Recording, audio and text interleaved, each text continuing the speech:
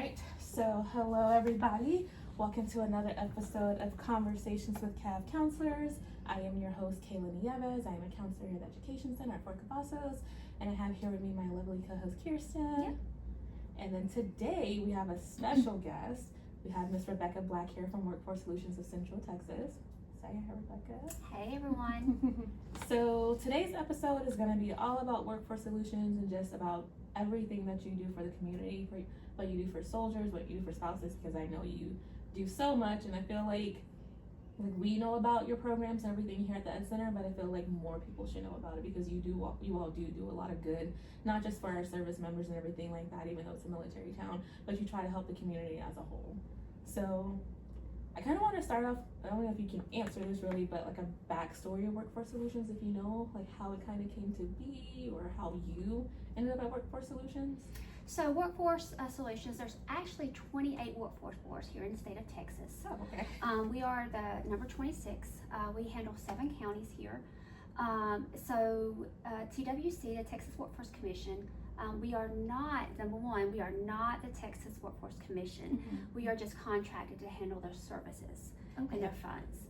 People just get that confused a lot and think we are TWC or the unemployment office. But yes, so it started out really small in the different regions, handling different like small grants for different things, and then it just kept growing and growing until they have what they call one-stop centers, which has a career center that has, where you can get your assistance for CCS, where you can get this for training or this for youth. So now this Workforce Solutions is a one-stop center to get all those resources. Okay. So that's how it came together. I have been personally with the company for 5 years. I am also ex-military spouse. I came here in 2018 here at Fort Cavazos, and I decided to stay. So I fully know the struggles and all the resources that are needed for military families. And I currently handle myself. I do WIA grants, which is Workforce Innovation Opportunity Acts. I assist those who have an eligibility to approve trainings. Okay. So that's a brief background of mine. Okay. And then how exactly are you all funding? Because I know you have a lot of programs, and now you mentioned a lot of grants and everything like that. I don't know if that's something you can talk about a little bit, but because I know you said you're separate from the TWC. Yes, so we are not TWC, but we do get grants from TWC. So think about it that we're contracted to handle these grants. So we get grants from TWC, we get grants from DOL. We get grants from wherever we can get them to help everybody. There's grants for different programs. So at our, we have the Career Center. We have CCS, which is Child Care Services. We have the youth program, WIA Youth, WIA Adult, which is for training services. All that's grant money. We also have the Choices and SNAP program, which is more for those that have to be mandatory customers. But for Choices is the customers who are in TANF. And then SNAP is for those who are receiving the SNAP food stamp benefits, and they have been mandatory ordered to attend services at our center to hopefully help them get employment sooner. Okay. So I know you've talked about servicing family members, veterans, service members, but what is the wide variety of customers that you do serve through your work?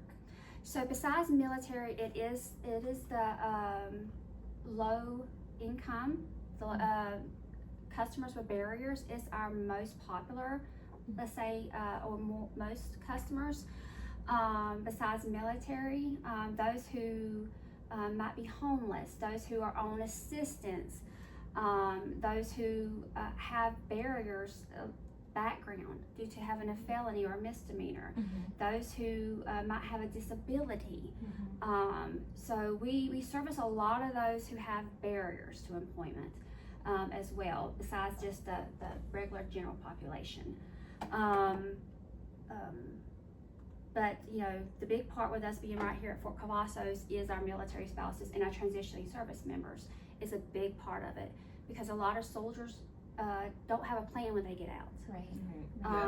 So, and they're not sure, or they need, help with assistance with tools or something because they attended a CSP here, and, they might need tools to do that job once they get out. But yeah, the people with barriers is our number one. That's who we service a lot. Everyone has some kind of barrier. Okay. Mhm. So you assist people with barriers, and do you assist those people with getting jobs, getting an education to get those jobs? What kind of services do you provide? Okay, in reference to jobs, yes, we are, we don't place people into employment. That's one thing people assume. We are not job placement, we are job assistance. We assist you with job searching. In our Career Center, we offer services like resume help. They can also, our main website through TWC for job searching is workintexas.com. And I do want to say that local employers throughout the whole state is actually posting the jobs themselves. I am a testament that I actually got my job through Work in Texas. And I actually heard about Work in Texas through a military spouse page here. There was someone asking like, hey, where can I look for jobs? And I was reading it, and someone had said workintexas.com, so I went to it, I created an account, and this was the first job I applied for and the first one I interviewed, and I got it. That's amazing. So I'm a full testament that site works.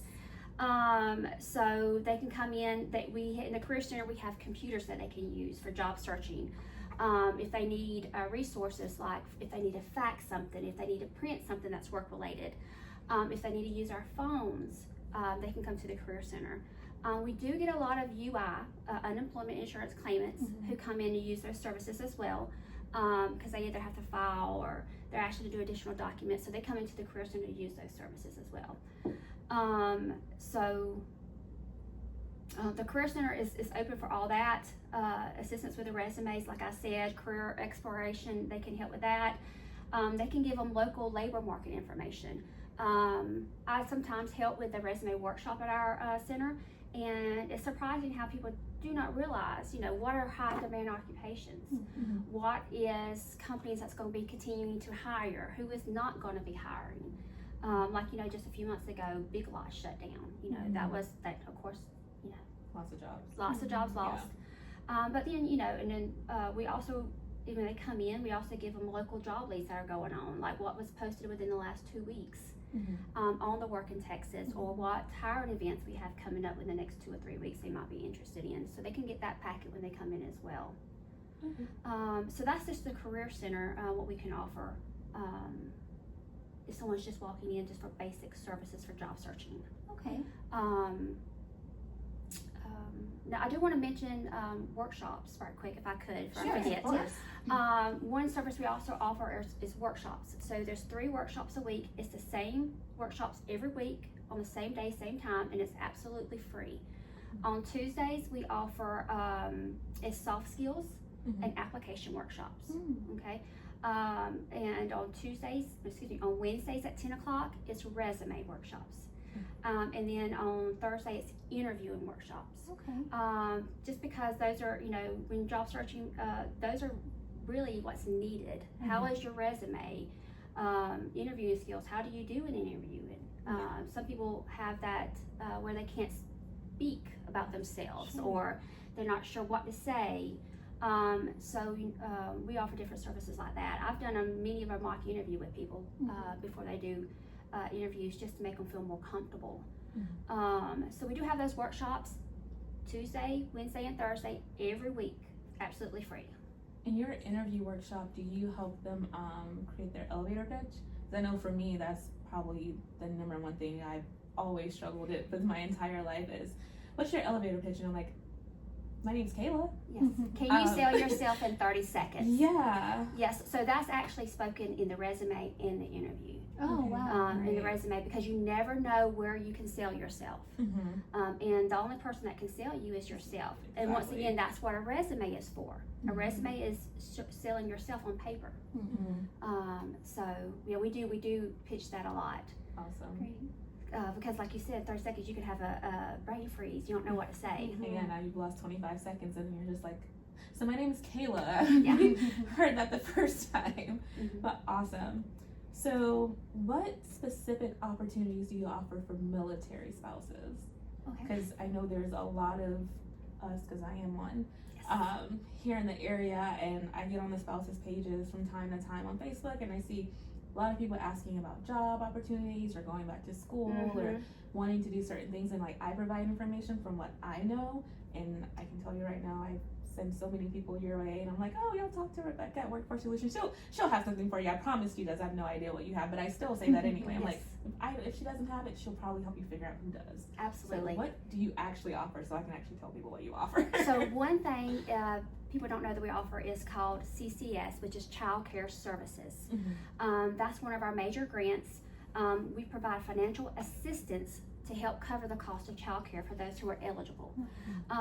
So if these customers are currently working or they're currently attending school for training activities, these services are out there for them. Now we don't cover all of it, all of the child care costs, but we can cover a lot of it based on what your household income is, how many kids it is.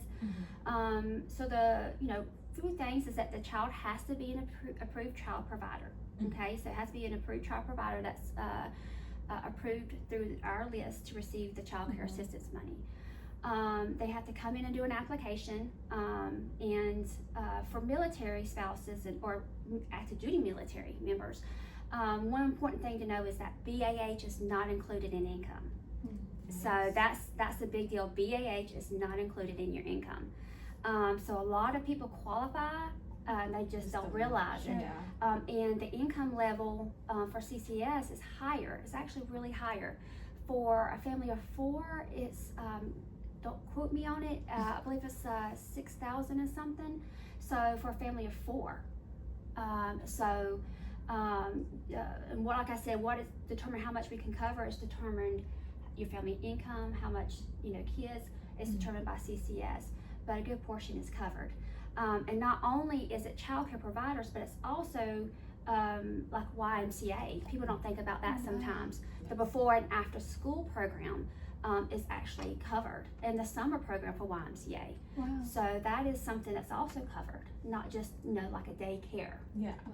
And I'm happy that you actually mentioned the military members, active duty, because I didn't realize that the CCS, the active duty, could also apply for it. So the single parents at active duty, they could apply for it as well and get hopefully part of their child care services covered as well. Yes, and married. You just never know if they're just recently both got in. Its income is low. Yeah. And especially if they've already started a family. So yes, I say absolutely. Just take a few minutes, do the application. You just never know if you're going to qualify, and that help to cover that is going to make a difference, because the number one thing I hear when I'm talking to people, even though I don't do CCS myself, is that they can't work because they can't afford childcare. Yes. It doesn't make sense. Yeah. And I especially hear that from military spouses. Yes. It doesn't make sense.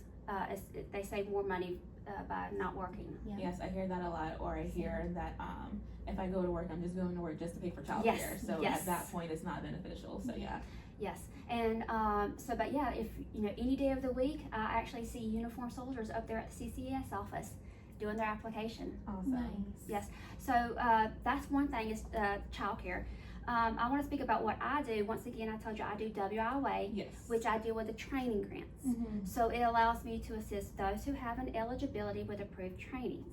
Now, in reference to military spouses, we do have a grant specifically for them. They have to be the spouse of an active duty military member. They have to be unemployed, not working, or underemployed, meaning that they're working part-time hours or they're making less pay in hours than the previous job due to relocation. Oh, wow. The Okay. PCS orders here. So we just have to show that they're underemployed. And so that's for the military spouses. We do have other eligibilities, but in reference to military spouses, that's the one they would be interested in. And then the WIOA. WIOA. Can we talk about that a little bit more as far as like what those trainings are like specifically? Because I know it's not just any type of training that they want to do. Yes, I'd love to. And I also want to mention those who because I know some people are probably listening who might not be a current military spouse anymore, or they might be retired, or they might be a family member of a military person. Another eligibility is if the family is receiving food stamp benefits. So if they're receiving the food stamp benefits or have received it in the last 6 months, that's an eligibility as well. And I know a lot of military spouses actually are on assistance, those who are not working and their family's not making that much income. So that might be something the listeners might be interested in as well. Sure. That's just another eligibility. But with training, I'm allowed to assist with approved trainings. So it can't just be any training, can't be just any school. For the WIA grant, it has to be a training provider, number one, that's on the state eligible training provider list with TWC to receive the WIA grant money. So that means the school has done an application for each individual training to receive the grant money. So for example, here, Central Texas College, let's say they have 75 degrees and certificates, but they only have maybe 10 currently approved. So we can't assist with those other 60 something. We can only assist with the ones that are currently approved. Okay. So that does limit us to the providers we can assist with in the particular trainings that they offer. Then the other thing that we have to take in consideration, what is considered high in demand occupation for our board area. So it has to be an approved training on an eligible training provider list, and it has to be a high in demand occupation for our board area. So those are the two things. That's how we determine our training provider list. So if they have eligibility, if there's a training on our training list that we can assist with, then we go those steps. We have certificate programs, anything from medical assistant, nursing assistant, CDL, welder, mechanic. We have those certificate programs and many more. And then we have our degree programs, which is our most popular, especially with military spouses. So the associate degree nursing, which is the 2-year RN degree, the LVN, the licensed vocational nursing, which actually is a certificate program. But those are really, really popular with our military spouses, because we know as a military spouse, we normally don't get to have a career. And our jobs don't normally transfer. We always have to start over. So with it being a medical field, then all that they have to worry about, if it's not a compact state, it's just, getting a license transfer or retaking the test for the licensing. And then they can, most likely 99% of the time going to find a nursing job wherever they go, because it's such a high demand occupation.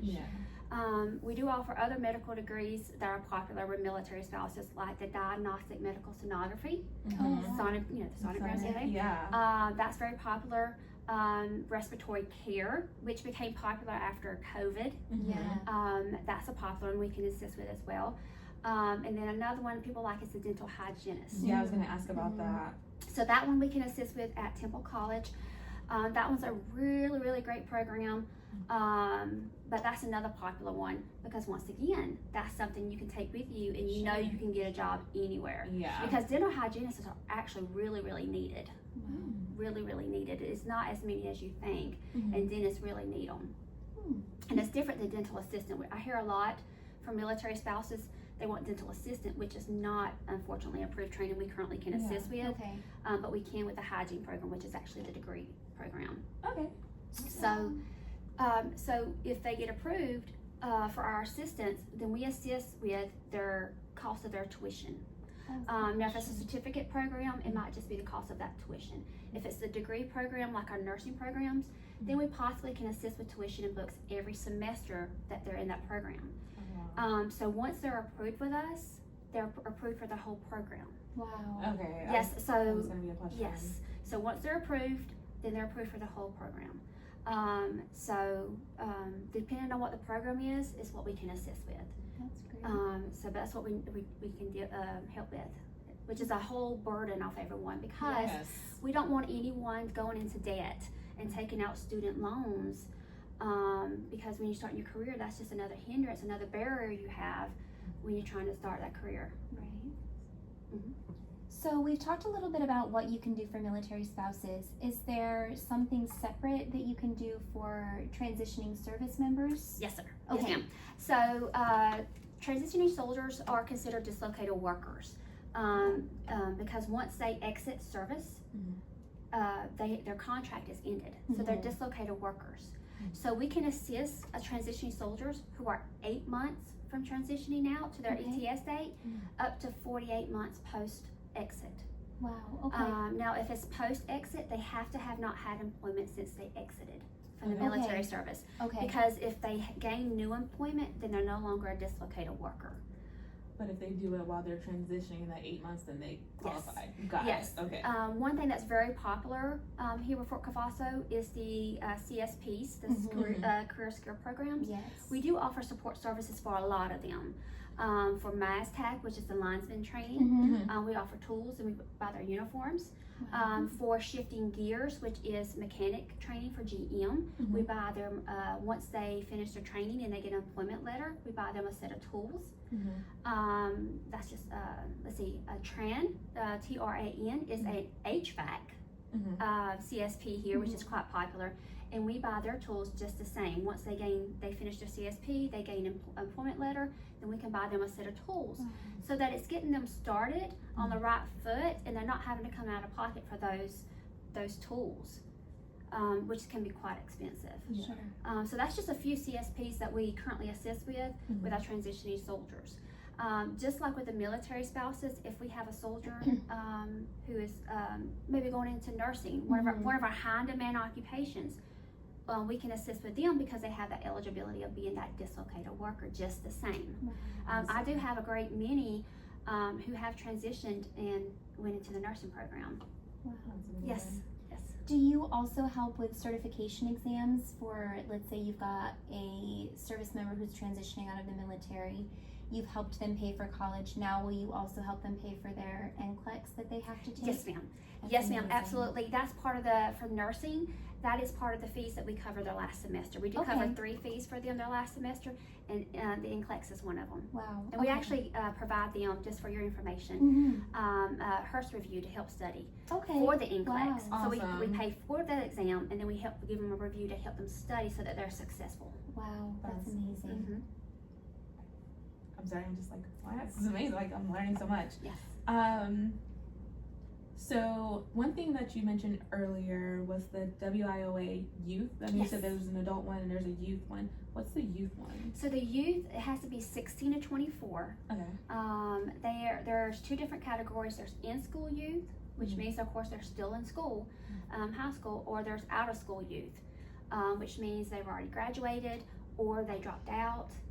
So they offer different services. They can offer services with helping them who wants to get a GED, who didn't finish school. That's one of the main categories. So they can help case manage them and help them through the process of getting their GED. And another part of it is we have a paid internship for the youth. Whereas the adults have the actual training programs, the youth offer internships.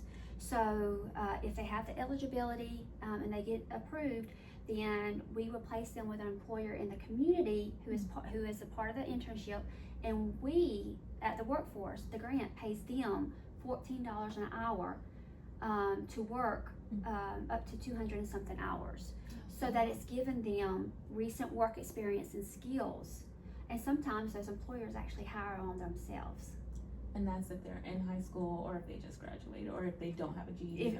Or they have graduated and they just want to do an internship as a job opportunity to get that experience. Yes, 16 to 24.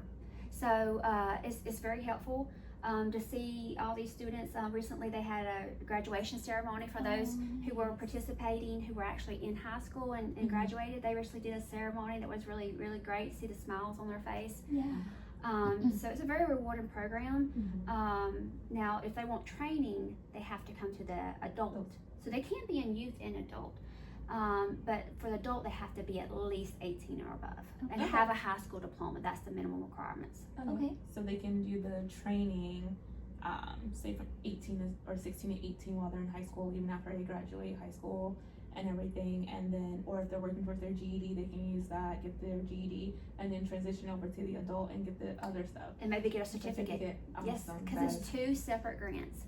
That's amazing. 2 separate grants. Yes, ma'am. So I know you have a lot of community resources, but I know you just recently started one yourself. You were working on a new grant, I believe. Yes. You want to talk about that a little bit? Yes, this is a very specific grant. It's called the Second Chance Employment Pathways. So one of the barriers that a lot of people have, but they're not getting assistance for, is having a felony on their background, because that inhibits a lot of people getting employment. So for this grant, you have to have two eligibilities. You have to have a felony on your background, and you have to have not worked for the last 27 weeks at time of employment, of application, for my grant. So that's 6 months in a week. So it's targeting those with long-term unemployment and a felony. So my program is a 4-week program. It's 2 parts. It's a paid internship, and it's a certificate program. So the paid internship is the grant is going to pay them $25 an hour up to 80 hours. Working with one of our partners, which is going to be a city. This first cohort was City of Killeen. We're working on another one for my second cohort, which I hope to start soon. So they do the internships with them. They're doing outside cleaning, cleanup work, ground maintenance. So they're obtaining new skills. So from the paid internship part of it, they're gaining new skills, recent employment, that they can put on their resume. The second part is they're going to receive a credential, and the credential is the NCCER, which is a safety certificate. So it's actually done with Temple College. They actually come to our office here in Killeen, and they attend a class that afternoon from 1:30 to 4, and at the end of the 4 weeks, they'll have that certificate. So half the morning, for the morning, they're doing 4 hours of the paid internship, and in the afternoon, they're doing the class. So by the end of it, they have those items on their resume. And that helps with employment better. And so we help make sure the resume is up to date and ready to go with the new information. We do help with the job searching at the end. Once again, we're not job placement, but we do help with the job searching, especially, steering them towards the second chance employers who are felon friendly. This past cohort, I just want to brag a little bit. I'm so happy. My first cohort, I had 2 gentlemen who was doing it with the City of Killeen, and surprisingly, this was very, very surprisingly, they both got employment with the City of Killeen. That's amazing. And they actually started yesterday. Oh, awesome. So that was unexpected. We did not expect them to end up with employment with the city, but this is just a wonderful outcome. They saw how hard they worked and everything, so both of them got employment with the city. That's wonderful. That's so amazing. I love hearing stories like that, because Yes. it truly is a second chance, and I haven't even met them, but I know they're probably eternally grateful for you and your cohort and everything like that. Yes. And so you said it's with different cities, so I'm assuming it's not just the City of Killeen, it's other cities? Yes, it's other cities. Of course, here locally. Yeah. So I can't say who it's going to be. I'm not sure yet for the next one. But if anyone's interested, or if they have any family members who are interested, just have them reach out to me at the workforce, and I will screen them. That's what I'm there for, to screen them, to tell them more about the program, to see if they're interested. And I'm keeping them updated, letting them know, where we're at in the process of starting it. But yes, so and I only have one more cohort, and then I'll be done with this grant. So anyone who's interested, please reach out to me. Good. So if somebody had any questions or wanted to take advantage of any of the resources that you've talked about today, how do they get a hold of you? Okay, so they can always come in person to the Workforce Center. Okay. And when they come in, they just let the receptionist know, what they're there for, where they're seeking, and she'll direct them to where they need to go. If they're there for the Career Center, they can go directly in there. I mean, it's a whole huge room where they can go in there and do that. If they're looking for more information about the youth or the adult, she'll get with a case manager to see them to discuss the services. If they ever want to call someone specifically, let's say me, I want to talk to someone, but they don't want to come in, well, they can give me a call, and I'll talk to them over the phone. Because we have learned with COVID that a lot can be accomplished over emails and phones. Yeah. So if they're not able to come in, or they're too busy, they can always give me a call. leave me a message, and I definitely, we'll explain our services to them. Or if for any of the services, or if they have questions for CCS, they can call and ask the technicians those questions, or come in person. Okay. So all of our services are there in the office. Can I speak about our partners right quick before I forget? Yes. Yeah. Okay, so in the workforce office is also our partner staff, which means they're not the workforce solutions, but they're our partner staffs. One of them is Texas Veterans Commission, which our audience would be very interested in. So if any service member served at least 180 days, they're qualified for the services once they exit service for the Texas Veteran Services, but also spouses of those who have exited, veterans. So the Texas Veterans Commission, they provide case management and job counseling for those.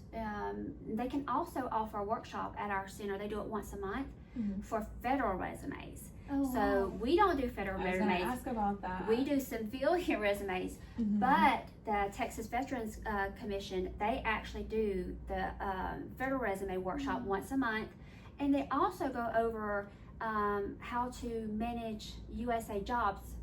Oh, wow. .gov, because sometimes that can be really confusing. Like, what does this symbol mean? Who Yes. qualifies for this? Yeah, and overwhelming. Yes. So for those who are seeking federal employment through USA Jobs, this would be great to attend because maybe you can find tricks that you're not using correctly as well. So they're there for the veterans, for the veteran spouses.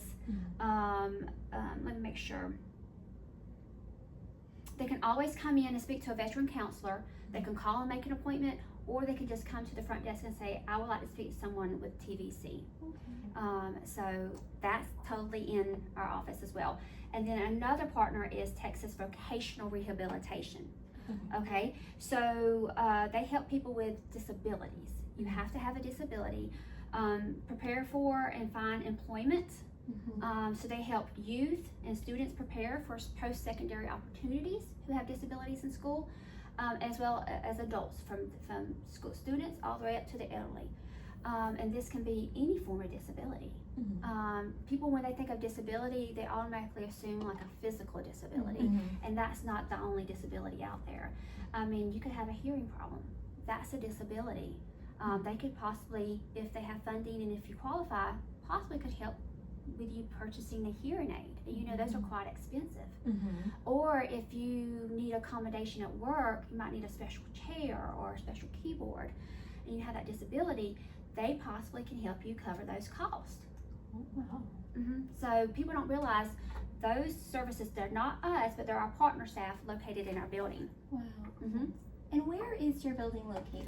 So we have different offices. Here in Killeen, it's 300 Cheyenne Drive. Okay. 300 Cheyenne Drive. And we do have an office in Temple for those who live in that area. But since most of our soldiers live here and everything, the Killeen would be the closest office. Okay. And then I kind of just have one final question. What would you say is the program that you wish more people would take advantage of, from your perspective? From my perspective, CCS, Child Care Services. Yeah. And also, I want to say my grant. And I'll tell you why. So CCS, once again, people are like, okay, well, I don't think they automatically say, oh, well, I'm not going to qualify, or, oh, they probably won't help cover enough that it'll make any difference for me to do an application. Take that time to do it. You will be surprised how much it's going to help you.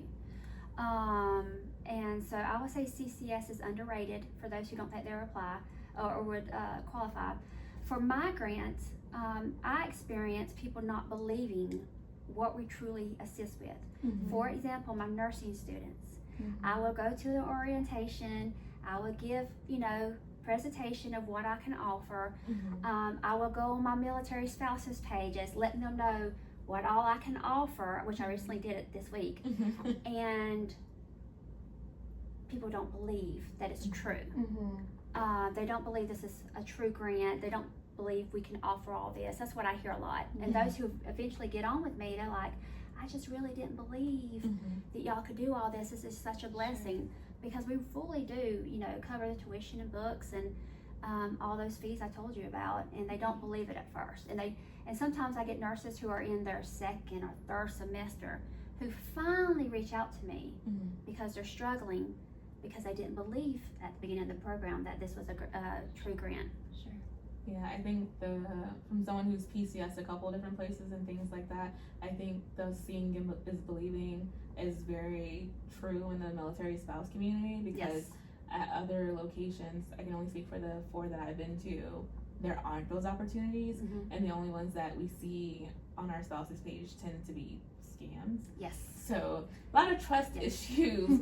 And I do love on one of my male spouse pages is my current customers or my former customers are actually posting saying, hey y'all, this is a great program. I used it myself, which I appreciate because it's showing everyone, hey, this is real. Yeah. And I think the reason they probably don't use the CCS it's probably because they'll say, well, I didn't get approved for WIC, or I didn't get approved for that, so well, this is here's not my income, that. so I probably won't get approved for that either, probably because they think they make too much. So I like that you have your own standards as far as income, and that you emphasize that BAH doesn't count. It does not count. Which is great. And that your minimum income or max income is a lot higher, It's a lot higher than what we would normally expect. So that's great to know. Yes, ma'am. Is there anything else you'd like to mention? Just we are here to assist in any way we can. If there's not something we can assist with, we normally, will help find resources to help you assist with that.